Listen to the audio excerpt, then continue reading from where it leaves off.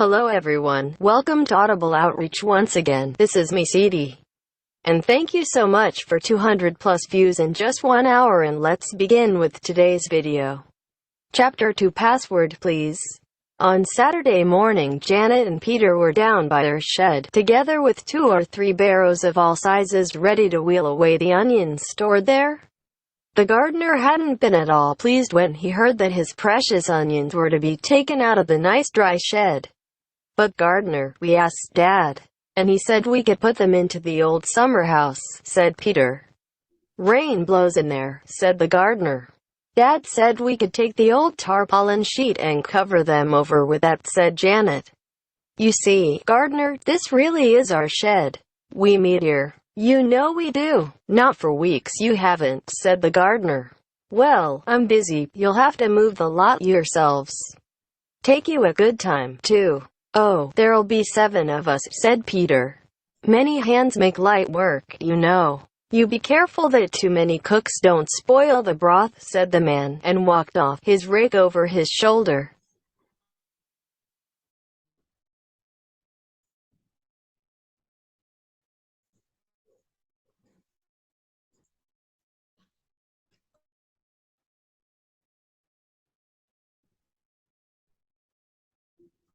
"That was quite bright of the gardener," said Janet, astonished. "We'll have to tell the others that. Now let's see, 3 barrows, and look, wouldn't it be easier to shove all up the onions, instead of picking them up in 2s and 3s as we said?" "Now you're quite bright," said Peter. "I'll go to the tool shed and see what I can find.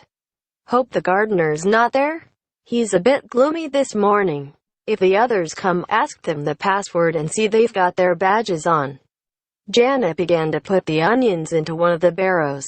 She had put in about 20 when Colin and George came along. "Hello," said Janet. "Password please." "It's so long since we had a meeting that we've forgotten it," said Colin. "Anyway, we'll hear it when the others come. It's only when we enter the shed that we have to say it." "Do you know it, Janet?" "Yes," said Janet, "but I had to look it up in my diary. I'd better not tell you it, in case Peter is cross. Come on, help me with the onions." "Oh, wait a minute. Have you got your badges on?" "Good. Peter told me to look and see." "This sounds quite like old times," said Colin. "We oughtn't to have gone so long without a meeting." He began to scoop up onions in his hands. "Here are Pam and Barbara," said Janet, hearing footsteps. "Hello, you two. Password please."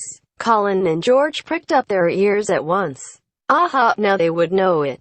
"Wee Willie Winky," said the 2 girls together, and Janet nodded. "That's right," she said. Password, boys." Colin and George repeated it solemnly, and Pam giggled. "You'd forgotten it," she said. "I say, what a lot of onions." Peter came back at that moment with Scamperer at his heels. He carried 1 big spade and 2 small ones. "Password," said George, pointing at him. "And it's not Jack the Giant Killer."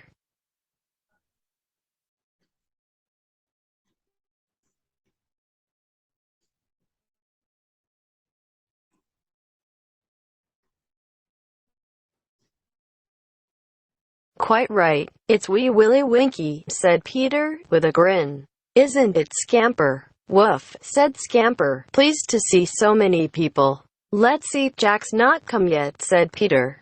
"Ah, here he is. Has he got his badge on?" "He said it had gone to the cleaners on his blazer, and hadn't come back. I told him he'd have to ask his mother to make him another." Hello, said Jack, coming up at a run. "Am I last? Sorry, but I quite forgot that I'd lost my badge. I went to ask Mother to make one and—" "But that looks like your old one on your coat," said Janet. "A bit scruffy." "It is my old one," said Jack. "And what's more, Susie found it for me. She said that when cleaners find brooches or badges or anything like that on clothes sent to be cleaned, they pop them into an envelope and put them in a pocket. And Susie looked in the breast pocket of my blazer, and there was my badge inside a little envelope. I'd have been awfully late if she hadn't found it." "Well, fancy Susie doing you a good turn," said George, astonished. "Good for her. We're all here now. Let's buck up and move all these onions and get on with the meeting. It didn't take long for the 7 of them to shove all up the onions into the 3 barrows and wheel them away to the summer house. Soon they were all neatly piled there, and Peter and Jack pulled the old tarpaulin over them to keep them dry. "Now we'll go back to the shed and hold our meeting," said Peter. "We'll get a few boxes to sit on, and after the meeting we'll clear up the shed and make it neat and tidy again." Back they all went to the shed. Peter was surprised to see that the door was now shut, and even more surprised to find Scamper there, growling at it. What was the matter with him? Peter tried to open the door. It was locked from inside. A familiar voice came from the shed, with an aggravating little giggle at the end of it.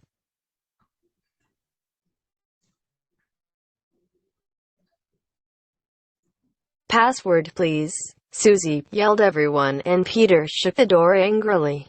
"Susie, how dare you? This is our meeting place. Open the door at once."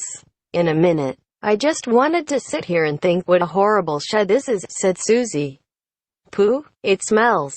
Now, when I have my club, I shan't meet in an onion shed. I shall meet in a ... single quote. Susie, will you open the door?" yelled Peter, banging on it furiously. "On one condition," said Susie, "and that is that you let me walk out without speaking to me or touching me. Otherwise I shall sit here all morning and hold a secret 7 meeting by myself." Peter knew when he was beaten. "All right, you fathead. Come on out. We want to hold our meeting before the morning's gone. But we'll pay you out for this." The door opened and Susie sauntered out, grinning all over her cheeky face.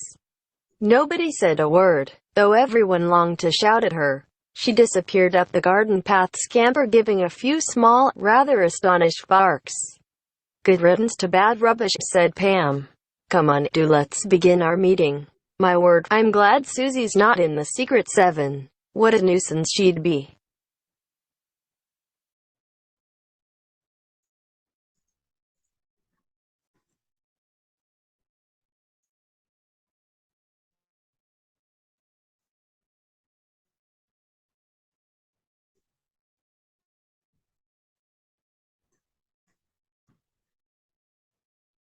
Thank you for watching.